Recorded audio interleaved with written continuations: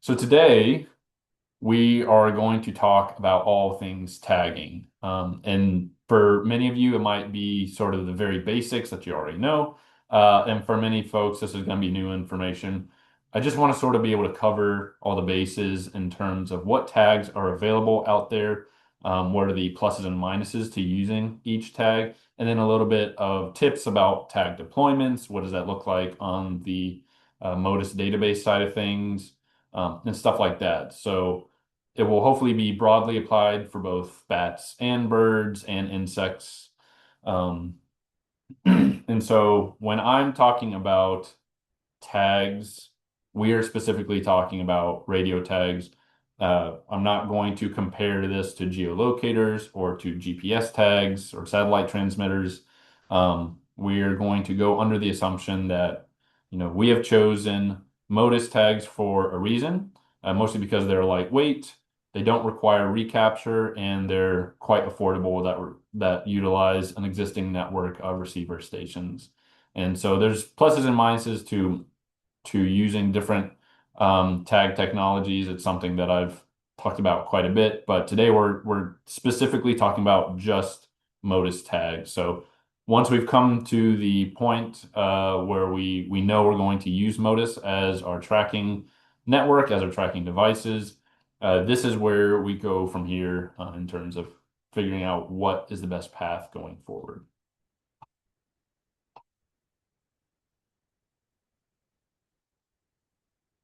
So there are still a lot of things that we have to consider when it comes to choosing which tag we want to use.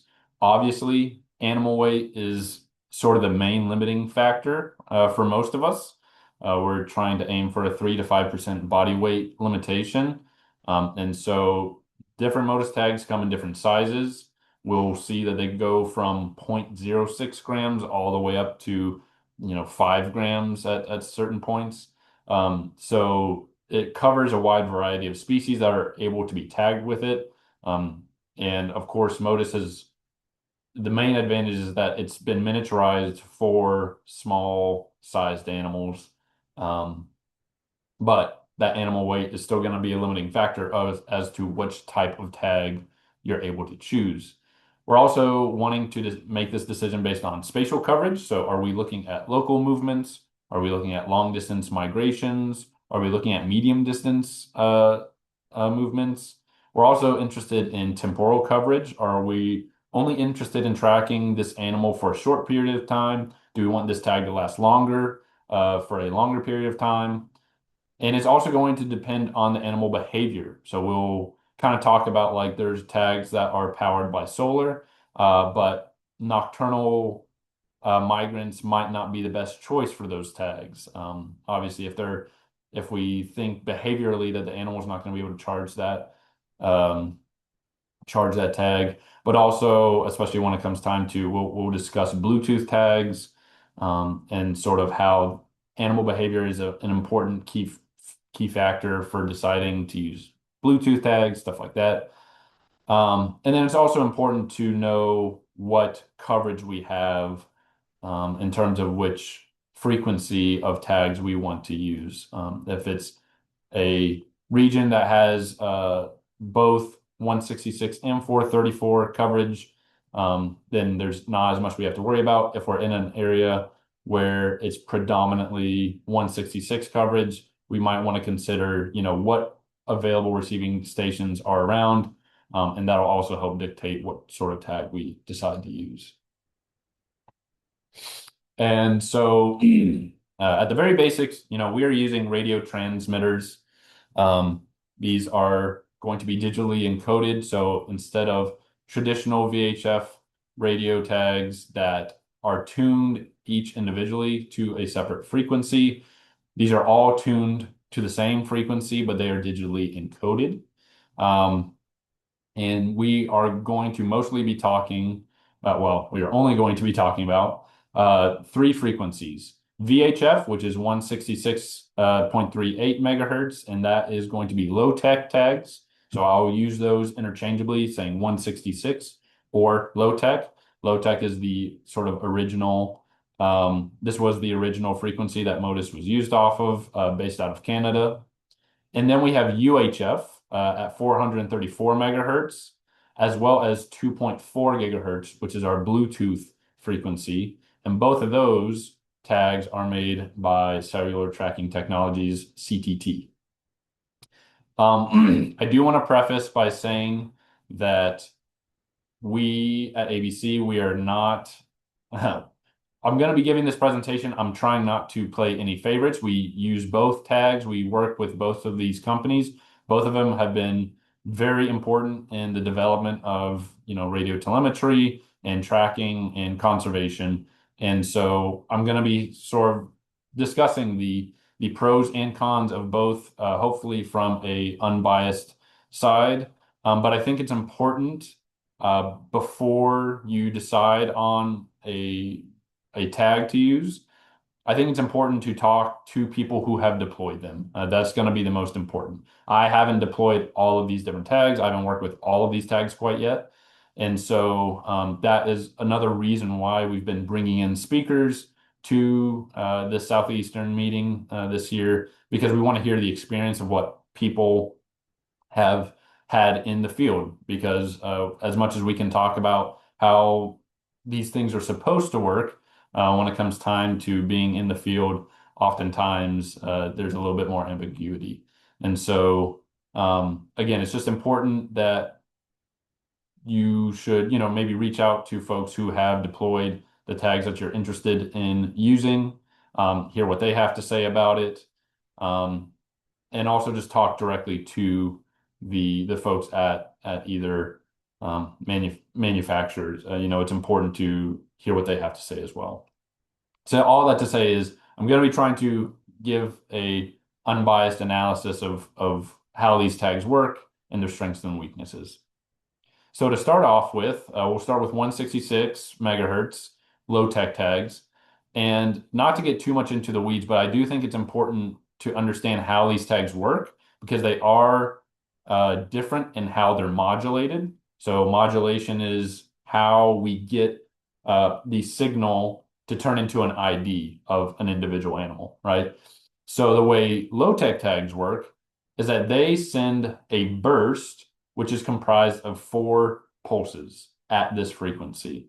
And so each pulse is, I think, 20 milliseconds long, and you have 4 pulses that are spaced differently across a single burst. And the milliseconds between each burst is what essentially creates a barcode.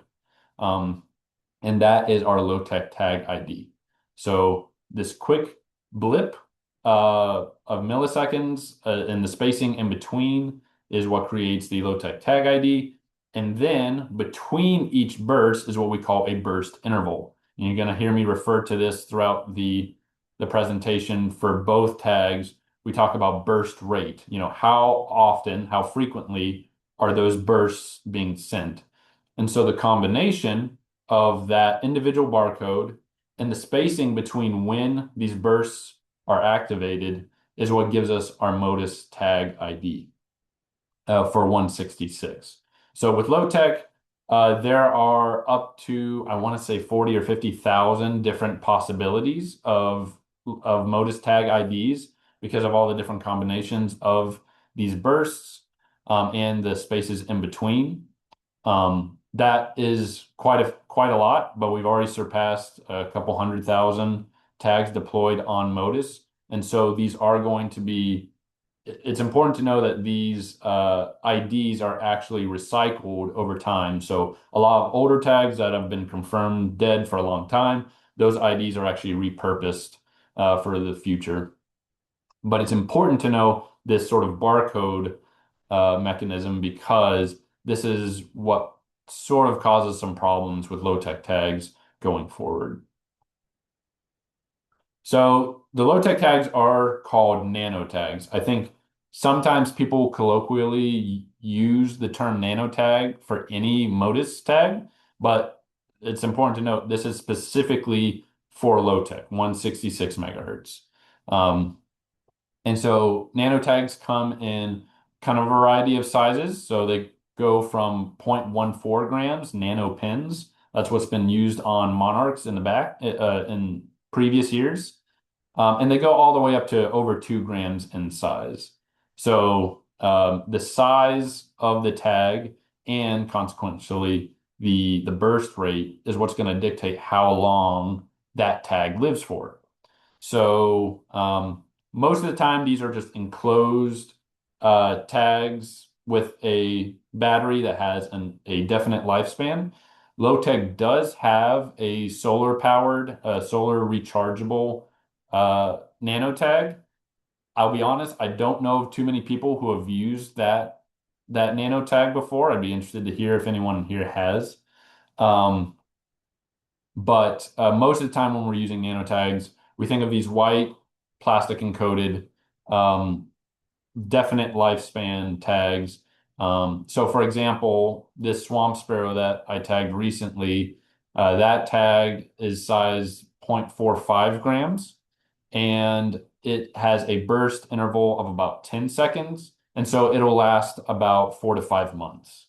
Um, when we talk about setting the burst rate, this is something you do when you order the tag. This isn't something you can program after the fact. They are pre-programmed so that it is sent to you ready to be activated. And when we are considering, this is both not just for low-tech tags, but for all tags, considering the burst rate, it's important to think about how long do we want the tag to live, but also how frequently do we want to get those detections? Because sometimes we're doing local tracking, especially with handheld devices, and we don't want to be waiting 15 to 20 seconds between each burst to be picking up a ping. And that's going to make it hard for triangulation, right? So we would want to have a short burst rate where it's sending pulses more frequently. However, we don't, if we're deploying it on a migratory bird, we want that tag to last. And if it's bursting every 3 to 5 seconds, that's going to really shorten the battery life of that tag. And so if we want it to last a certain amount of time, we want to find um, that perfect space in between. Typically, we recommend somewhere between 3 to 20 seconds. We ideally you don't want to set these tags to burst any more than 20 seconds apart, simply because how it's being picked up by the receiver stations, it needs a certain number of runs, so a certain number of bursts to be able to consider that a run and be processed as a Motus tag. And especially when oftentimes these animals are only picked up for a very short period of time, we want that window of opportunity to get as many bursts as possible. So again, it's a balancing act of making sure you have enough bursts for the receiver to pick it up, but not too much to where it's going to wear down the battery and the battery's not going to live long enough for the full migration. So again, 9 to 10 seconds is kind of an ideal middle ground that we like to use. Even though again, Low-Tech offers tag, you can preset these tags to go every 30, 40, 50 seconds if you'd like. Um, and then these tags are going to run somewhere between $250 to $350 per tag.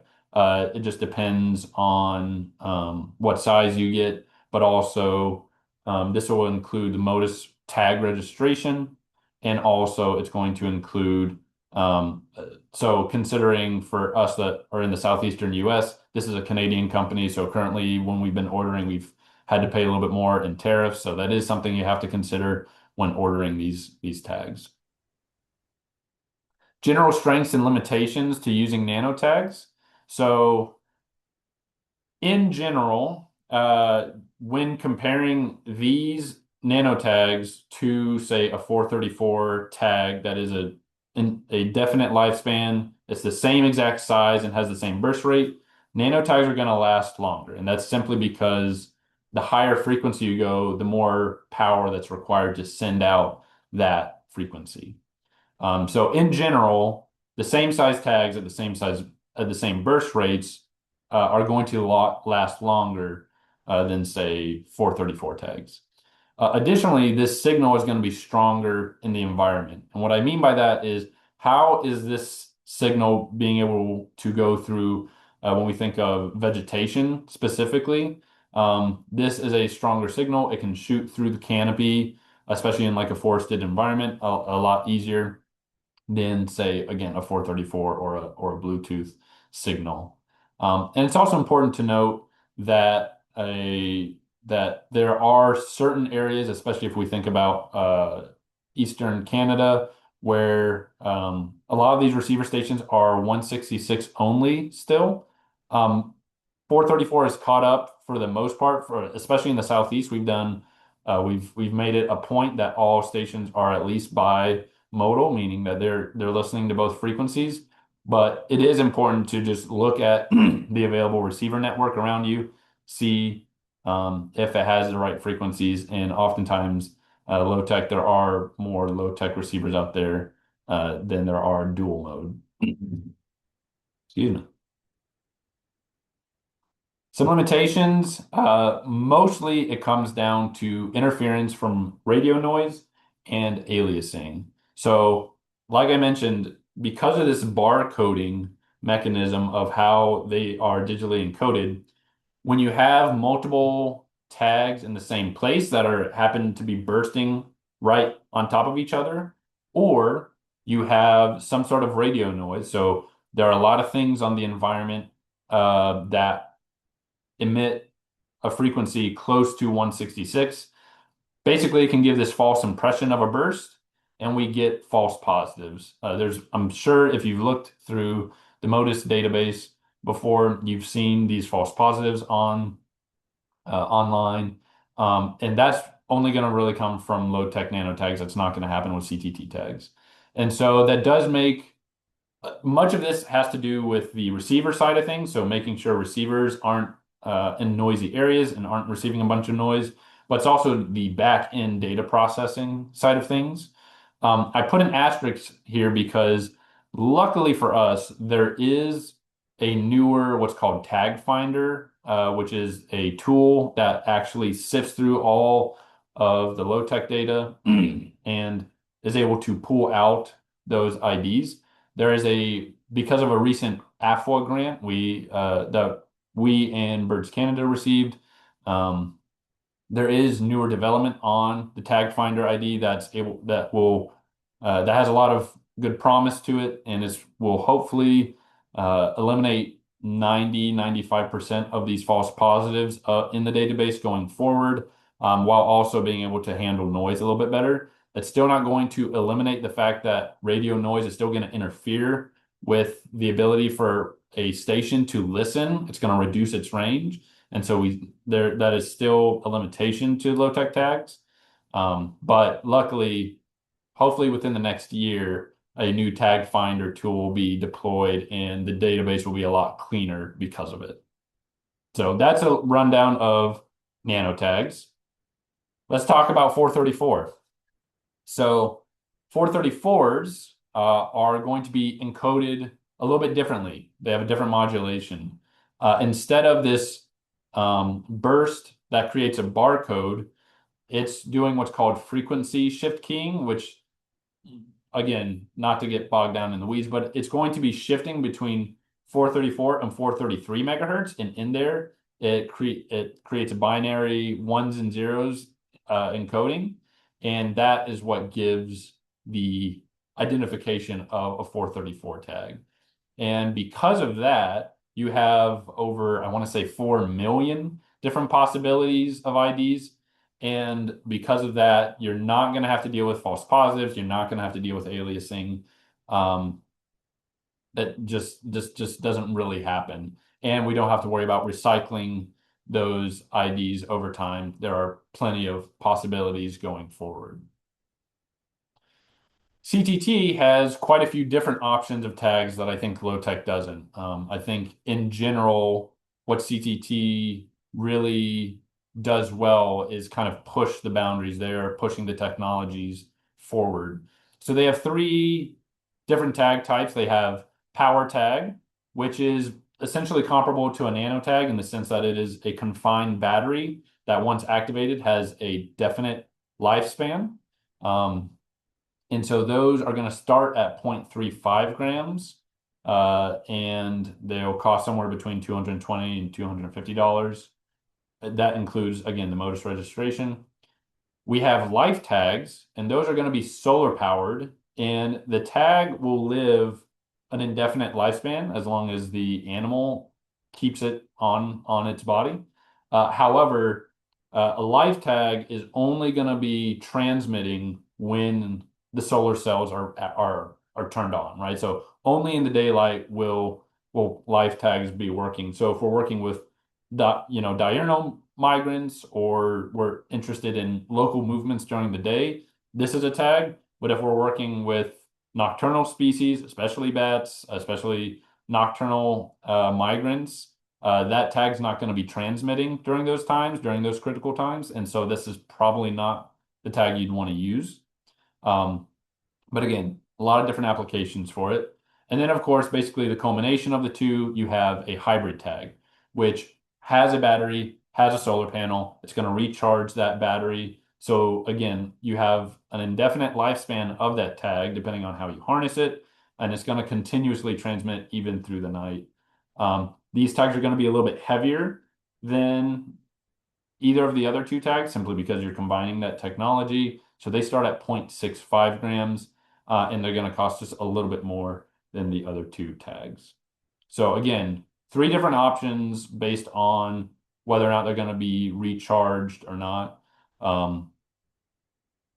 And so, again, general strengths and limitations to using CTT 434 tags. Again, strength I already mentioned is that we don't have to worry about aliasing, and we don't have to worry nearly as much about radio noise with our receivers on the receiving side of things. And so that makes a big difference when it comes to data confidence. There are a lot more solar options for larger and smaller birds that low-tech doesn't offer. Again, the power, or sorry, the life and the hybrid tags can make a big difference depending on the size of the bird that we're interested in and the behavior of that bird. And then I'll also note that it's important to say that CTT offers nodes, which are essentially miniature Motus stations that are compact and ready to be deployed in a grid network so that you can look at local movements. So if we're interested in local movements, I think CTT is typically your better bet because there are technologies kind of paired with that allow you to utilize a better network for that. Some limitations, like I already mentioned, if we're comparing one-to-one, if we have the same sized power tag as a nano tag in the same burst rate, the power tag is not going to last as long because again, it takes more energy for that tag to send that pulse. And again, as we increase in frequency, that signal is going to degrade in the environment easier. If it's in an open airspace with no, equal environmental conditions, a tag can be detected almost equally as far as a low-tech tag can. The problem comes when you're in vegetation, and obviously, if we're in an area that has buildings and other things, that signal is going to degrade in the environment. It's not able to shoot through vegetation nearly as well as low-tech tags. And then the last thing I'm going to mention, and again, I say this with much appreciation to the folks at CT2. They do a great job. They really push the technology forward. I think a product of that, and again, talk with folks who have deployed CTT tags, is that sometimes we have a little bit higher rate of failure from the tag, whether that be antenna breaking, a solar panel not charging the battery correctly. Those are things that I think just over time improve drastically. But again, I think it's best to talk with people who have deployed them, especially deployed the most recent versions of these tags, hear what they have to say, how they liked it. There's even some things about, these tags, if you're going to be harnessing them, 434 tags have this really cool tab that you can use to set the harness to, whereas low-tech tags It's just directly attached to the tag itself. And again, that has different implications on how you're going to use it. So I think it's important to just talk to folks who have deployed CTT tags and what that might look like. The last frequency that is a pretty new frequency and is also made by CTT is the 2.4 gigahertz, or what we'll refer to as the Blue Series tags. So this is at a Bluetooth frequency, and it is also using something similar to the 434. It uses binary encoding modulation. So again, using ones and zeros, and there are millions of available IDs out there. So you're not going to have to worry about aliasing. You're not going to have to worry about false positives or anything like that. Um, uh, and the important thing here, so you know, the main improvements that this Bluetooth tags have over the other two frequencies is that you're able to miniaturize it even more down to 3D printable size.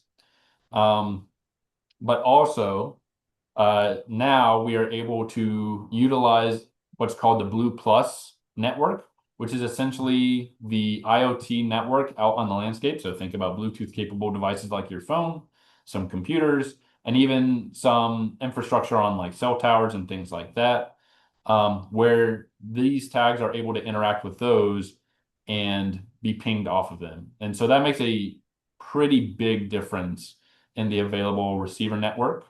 And it's something that is certainly worth considering.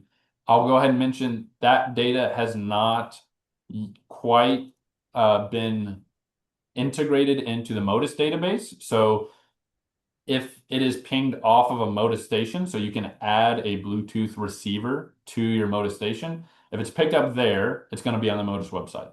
But if it's picked up by this IoT network, that's going to be managed completely on the CTT portal. I think eventually the hope is that they are going to be integrated onto the Motus website.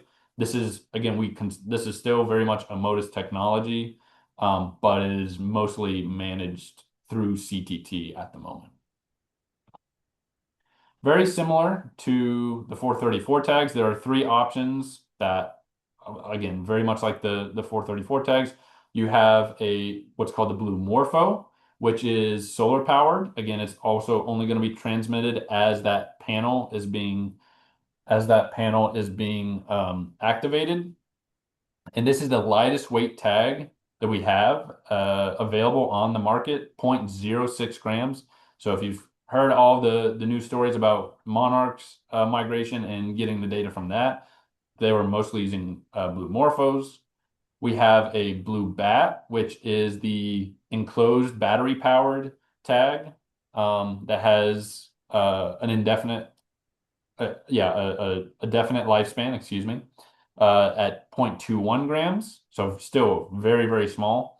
And then finally, Blue Birds, which just recently became available, which are your hybrid solar recharging a battery powered tags, which are meant for a little bit larger animals, but still 0.3 grams, which is fit most of our small songbirds and a lot of our bats as well. It's important to note that when you order this, if you're wanting to use that Blue Plus network, which I'm going to go ahead and tell you, if you plan to use Bluetooth, if you decide that's the tag that you want to use, it is almost, vital that you just go ahead and use Blue Plus network that is using this IoT network, because it just greatly improves your detection range. But it does require $2 a month prepaid. So you have to pay beforehand. It's not something that you can add on after you've ordered the tag.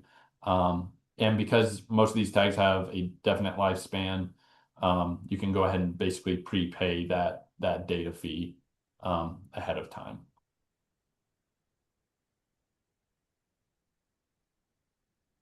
And so strengths and limitations. So this is a very new technology.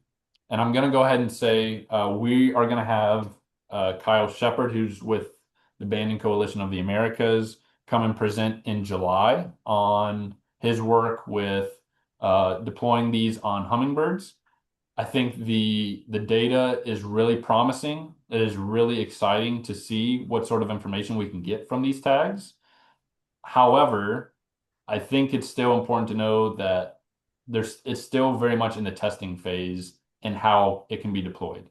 And I'll kind of go over that in the limitations. So the strength of these tags is that, of course, they're the smallest we have available, and they can be put on almost any migrating animal. It really opens up the door to what we can and can't tag.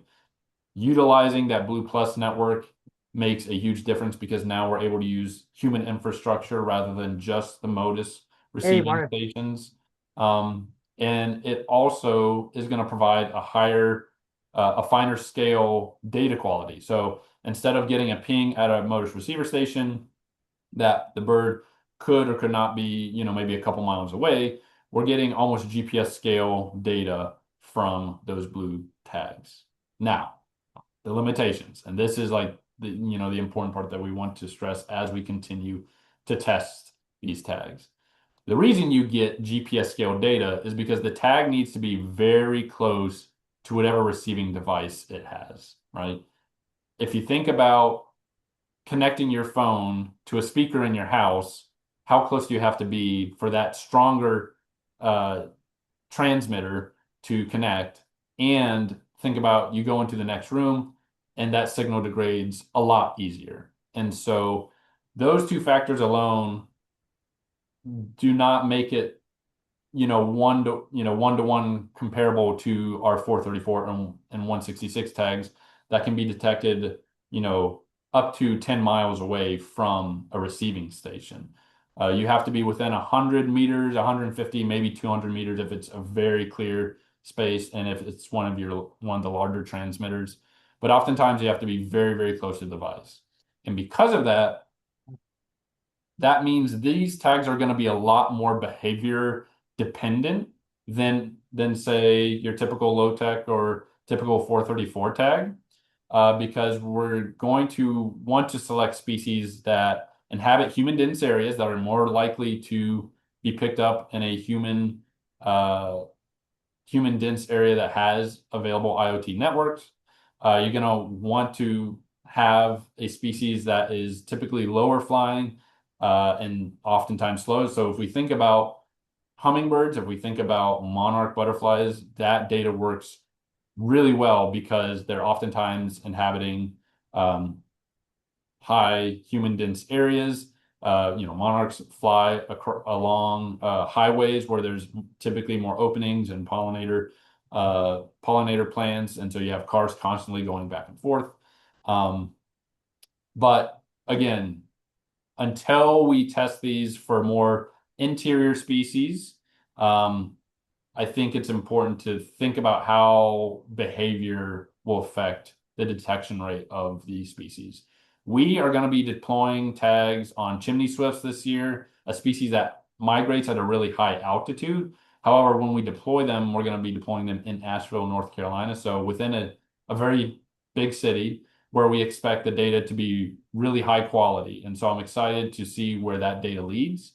However, we've also seen Ah, just full disclosure, we've already seen data from meanwhile, deploying these tags on salt marsh sparrows where we're not really seeing many detections. So again, understanding how strong that signal is in the environment, and how it can be affected is important to understand whether or not we choose it. So like I said, we're going to have someone come and talk about their Blue Series tags in July for the July meeting. So I hope y'all can join for that and hear what this sort of data looks like. Okay, so we've kind of gone over the tags that are available for using in the Modus network. So I want to just give a few tips on tag deployment. Most tags are going to require an activator. So your low-tech tags require an activator. Most of your 434 tags require an activator. The Bluetooth tags do not require an activator. They just need to be demagnetized. They come with a magnet attached to them, and you just remove the magnet. And I believe some 434 tags do that as well. It's just an important thing to remember because you don't want to be caught with a tag and without an activator when you're getting ready to deploy them in the field. When it comes to trimming tag antennas, this is something that I think people consider, especially say, we recently deployed tags on swamp sparrows, birds that are going to be closer onto the ground in thick vegetation. And so I will say, luckily, both, low tech and CTT have made it a point to create antennas that are flexible for especially those smaller birds so that they don't get tangled up. And ideally, we are not going to be trimming antennas unless it's fully necessary, because that's really going to reduce the range of that transmitter. And if you are going to trim the tags, there are specific guidelines on exact measurements of how to trim those tags because you can't just trim them to whatever length you want. That messes with how it's transmitted. It has to be cut to certain lengths. And so that's all available on Motus docs. I'll mention that at the very end of the presentation as well. But there is guidelines if you happen to decide that you need to trim antenna lengths. And the last thing I'd mention when you're deploying tags is to make sure you have something to know that your tag is on. The activators themselves are not receivers, and so they'll activate the tags, but they're not going to tell you whether they're on or they're off. And so if you're deploying a low-tech tag, you can either have a low-tech handheld receiver or an SRX receiver, or you can use, we use just these VHF radio um, hand radios, and you tune it to 166.38, and I'm just listening for the bursts that come in once the tag is activated. If you're using CTT tags, they have the CTT Sidekick, which is really great for hand tracking in general anyways. But again, would verify that your tag is indeed on and working. For the Bluetooth tags, there's an app that you can use that, again, you can just look and see that your tag is being picked up by your phone. All of these things to use, or you just use an existing Motus station, right? You have those tags ready to deploy, you're at a Motus station and you're monitoring that screen to make sure that those tags are being registered as they're coming in. Any way to make sure that your tags are turned on is, again, something that you may not think about until you're deploying them and realize, oh shoot, I don't know if these tags are actually on. Because the last thing we want to do is deploy a tag that is not on. When it comes to actually fitting the tags onto the animals, of course, this is going to depend on whether it's a bird, whether it's a bat, whether it's an insect, of course, but it's also going to depend on how long you expect those tags to last on the bird. If it's a long-term deployment for most of our birds, so for our small to medium-sized to large birds, that tag's going to last more than 6 months. We recommend using a field adjustable leg loop harness. So this is something using jewelry cord where you're able to adjust the size of the tag. And this is typically pretty restricted to our larger birds anyways, where you have more variation in the size of that individual. So if you're using a chest harness or a leg loop harness, you want to make sure if it's a larger bird for a longer lasting tag to make sure that it's adjustable so that it fits the bird properly so it has as minimum effect as possible. If it is a medium to smaller size birds that we're deploying on, and the deployment of the tag is only going to last somewhere between 2 to 6 months, we use typically pre-fitted harnesses that are a lot more stretchy so that it can fit, slightly different size birds a little better. But it's going to be degradable material, so we usually use sort of a threaded elastic as our harness type. That allows it to degrade over time, and eventually it'll break and fall off the bird because we know the tag's only going to last for 2 to 6 months. So pre-fit harnesses are good for that period. And I'll go ahead and say there is, again, also on Motus docs, for every species that's been tagged, there's some documentation of what size harness, leg loop harness is used. So there is available resources to determine what would fit best for you. And then if we're talking about short term for our birds, and then of course for bats and for monarchs, we're going to be using glue to affix that tag to either the base of feathers or to the hair of the bats. Um, we're also going to have some folks talk about bat tagging in the coming months for this meeting, and I will let them talk about sort of what the best practices are, and or if there are some folks on the meeting today, when we have open discussion at the end of this presentation, I'm happy to hear what folks have to say because I know there is more or less some internal debate on what type of glue works best.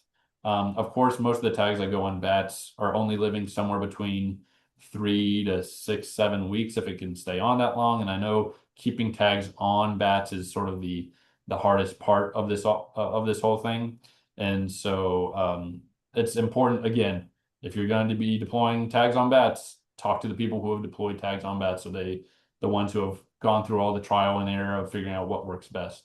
But the same goes with birds. Oftentimes, we're only deploying tags are only going to live, say, 1 or 2 months, and we will cut feathers so that you can glue it to the base of feathers, and then eventually they will molt those feathers and molt the tag off. It's also an option for things like some shorebirds, like red knots, where uh, chest harnesses or leg loop harnesses aren't really an option because they gain so much weight during migration that it would inhibit their ability to fly. And so you're almost forced to use gluing as an option. So that is also something that you have to consider. And we typically, I know for butterflies and for most birds, we use an eyelash glue, which is the best for that attaching to like the base of feathers and or to insects themselves. So it's um, that's typically the type of glue that we use, not like super glue or anything like that, because we want them to be able to molt those feathers and molt those tags off. And lastly, I'm just going to real quick run through what tag metadata management looks like. It's pretty simple. It's not too complicated, but all of this is going to fall under your project. So you log into motus.org and you select your project, and under manage data, you have manage your tags, in which all of your tags are going to be populated. So when you purchase your tags, either from CTT or from Lowtech, and you purchase that $20 per tag Motus registration fee, and that is what helps fund, running the Motus website.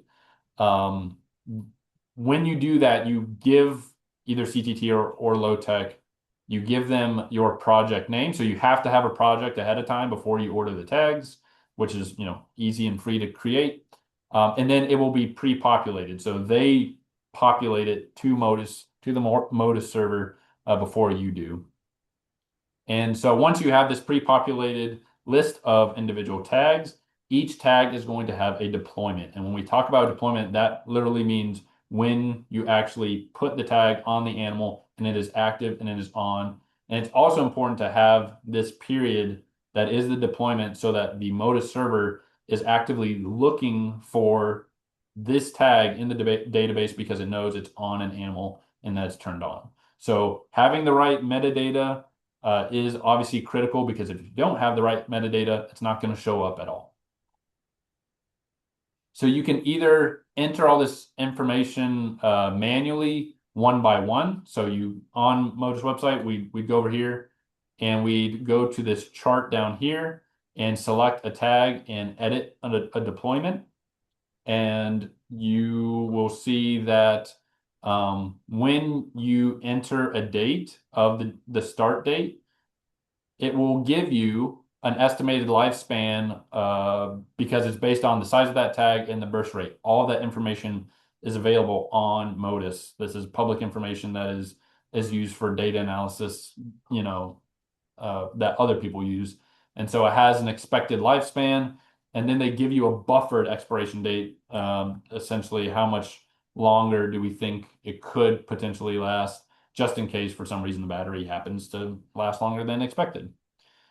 So you enter the deployment date. Oftentimes you don't have an end date. The only time you're going to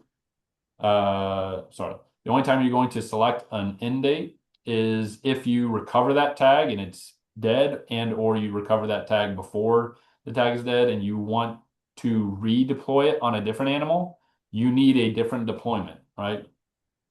So you would create an end date, but oftentimes we just leave that empty because we usually never see that tag again.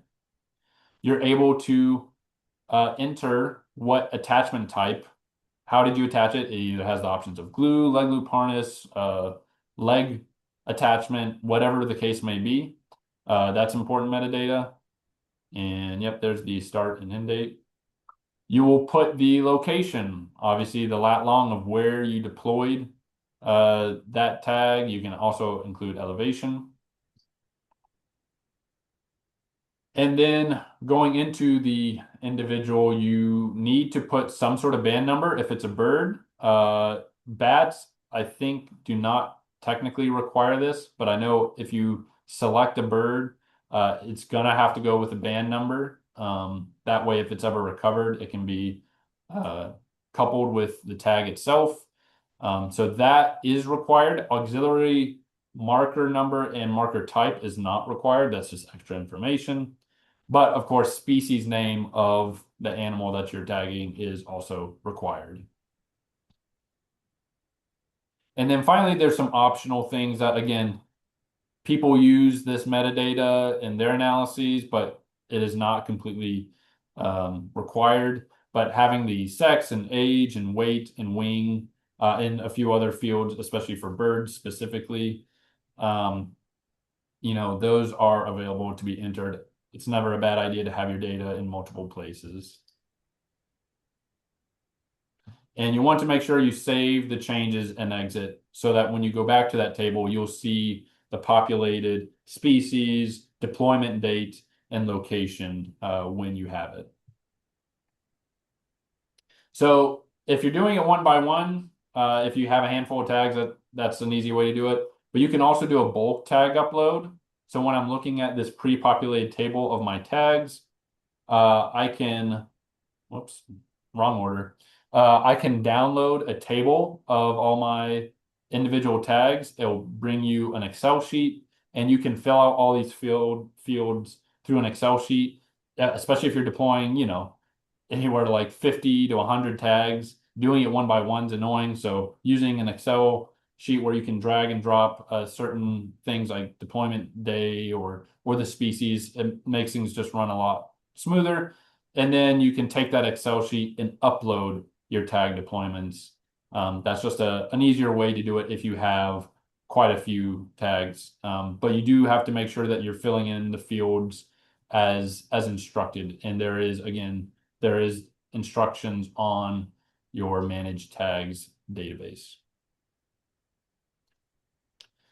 And then lastly, when it comes to actually monitoring where your tags go, it's not going to show up on your managed tags. It's not going to tell you where and when tags were detected. That you're going to need to use just typically the public outward facing data portal. So you can go to your project that you have and look at all your different tags. And now with the new dashboard, you're able to look at a map, you're able to look at a chart of when they were detected and a table.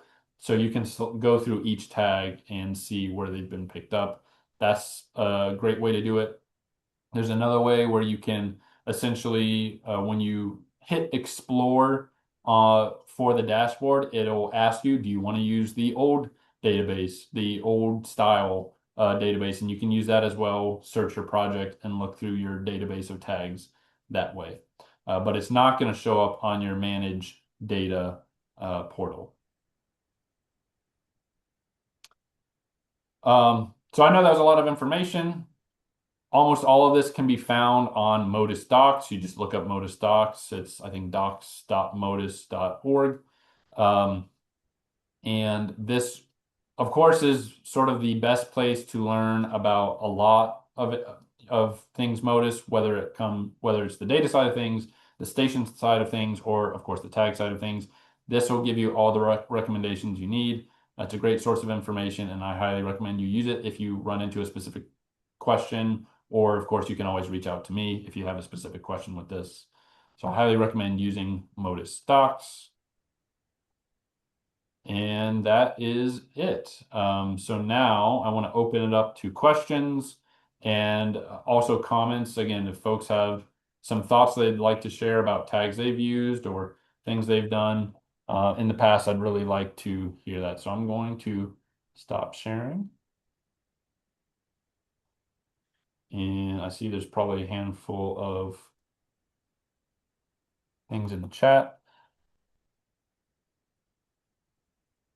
Uh, you are welcome to raise a hand or simply just hop in. Sarah, I see you have a hand raised.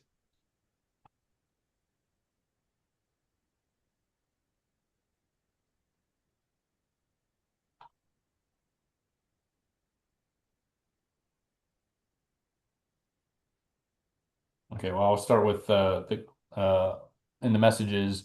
Carol, um, Carol mentioned that she believes there's a way to avoid the tariff if you connect with Mike at Low Tech. That's good to know. Um, again, that's why it's important to reach out to folks directly, either Mike at Low Tech or David, who's on the meeting today with CTT. Kristen asks, can the tag finder function be applied to past data? I'm thinking about my most data from 2018. Yes, so that tag finder will be eventually applied to the entire database. Um, Basically, with the grant that ABC got and Birds Canada got, it is going to start with just a handful, well, handful, about 48 species, where it's going to clean that data, but it will also, after that, clean the entire Motus server. So there is quite a bit of data going all the way back to 2016 that will be cleaned. So yes, again, I'd say probably in about a year's time. So it's not any time right now, but it is being developed and worked on right now. So yes, all past data will be cleaned with that. Yeah, David, if you had anything you wanted to mention, I see you got some comments here. Yeah, with the pricing. Um, for some of the CTT tags, and if you had anything you wanted to throw in, feel free to do that. Yeah, thanks, Garrett. And again, I'll echo what everyone else is saying. Excellent presentation. It's a lot of information distilled into a short amount of time. So thanks for that. Yeah, so I put in the chat the pricing information. So basically, you can think of it like there's a base tag price that's the non-Blue Plus variant, and that just sends out the one packet that can get picked up on got a Blue receiver or any dedicated receiver that we've built for detecting those tags. And then there's the secondary packet that can get picked up on the crowdsourced system. And so what we did was we kind of bundled up the Blue Plus service and the Modus registration fee into one $25 markup. So that's what pushes that tag price up $25. So if you buy a Blue Plus tag, you get the Blue Plus service, but then we also push your data right to Modus. There's no additional Modus registration fee. The only other cost is a $2 per month per tag data fee. Um, Most of you know this, but that Blue Plus service right now works on the iOS system. So it's any iOS device, computer, tablet, phone. We are investigating another service which would allow more Android phones to get on or more Android devices to get on.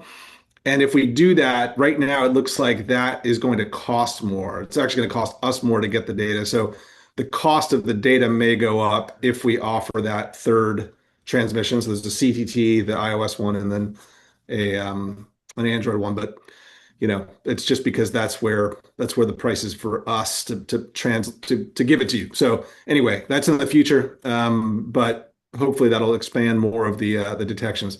Garrett, I've seen those saltwater sparrows, and I look at them every day, like, what's going on with those guys? I've got leg bands out on long-eared owls that are now up in Canada and places where I've never gotten detections before. Like we've got stuff in the UK now on showing like data that they just going places where they never expected them to go. So I'm really hoping those saltmarsh sparrows, if they're on the bird still, start pinging. But I wouldn't shy away from getting some more out because the data that we're seeing is just next level. And I don't want to steal Kyle's thunder when he comes and talks about hummingbird stuff, but we have a couple hummingbird projects that are just no analog data set. So, and then I just last thing, super duper important to think about upgrading the Motus network with Blue Plus because what we can send over the oh sorry with Blue Series, what we can send with Blue Plus is very limited, but we can actually send sensor data over the Motus network. So I know most of you have never experienced getting sensor data through your Motus tags, but that is happening right now with the Blue Series tags. There's a temperature variable and there's voltage variables. So we know like battery voltage on a battery only tag, we can actually send that over Motus now. So you can look at it and see, oh yeah, my battery level's at XYZ. That's next level. So the next thing we'll be doing is altimeters, pressure sensors, GPS, accelerometers. That's all in the pipeline for the future. But the only way that works is if we're updating the Motus network. And as far as the detection distance, your Motus tower with a blue receiver can detect a tag over 2 kilometers. So that's where your longer distance detections are going to come from. So really, really super important to be thinking about when you're putting out new stations, making them trimodal.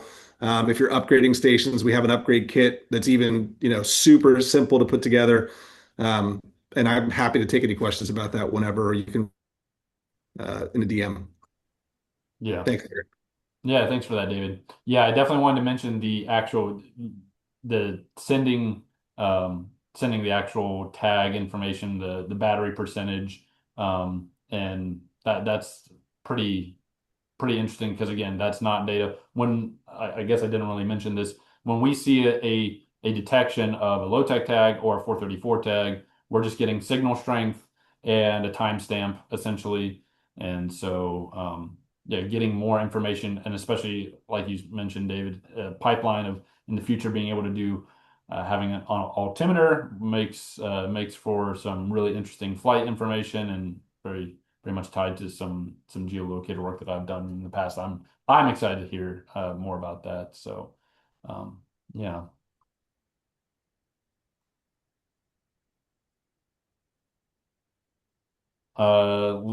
Lisa, I wonder if you have any funding available to upgrade the stations with that. Currently, that's going to be very dependent on whatever grants are written. And so going forward, most of the grants that we're writing have tri-mode as part of it. But and within the past couple of years, we didn't have that embedded with it. So yeah, whatever ways we can, we're trying to upgrade those stations to tri mode.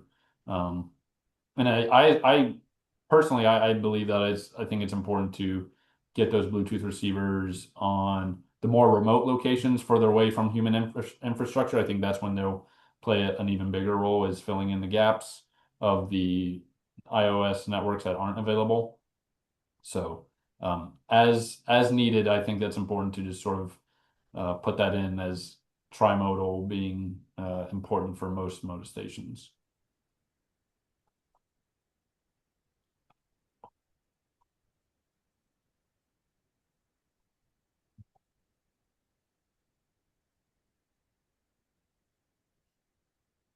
Any other questions? We're a little over time here, so I don't want to take up any more time from folks. But like I said,